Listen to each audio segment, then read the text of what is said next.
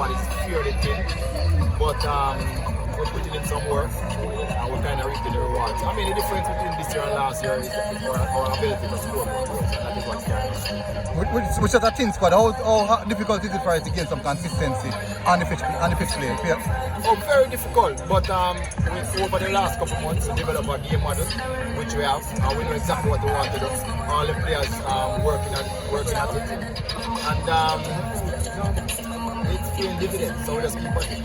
Could that be one of the reasons why you have this similar type of pragmatic approach where you lose the ball, every man behind the ball, and then when you receive the ball, you push forward with high numbers? Well, yeah, it's really all in the transition, so that's what we have practiced, yeah. But that don't mean we can't keep possession, we can keep possession too, so yeah, we kind of have a game on now. Alright, coach, 10 goals in your last 4 games. You know, about 4 games unbeaten run. How pleased are you with that performance? Oh, very pleased. Considering the squad that we had, as I said today, we didn't make a change.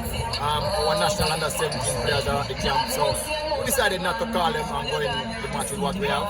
And you can see what I'm very thin, but we're getting back a couple players next week, so we'll keep it.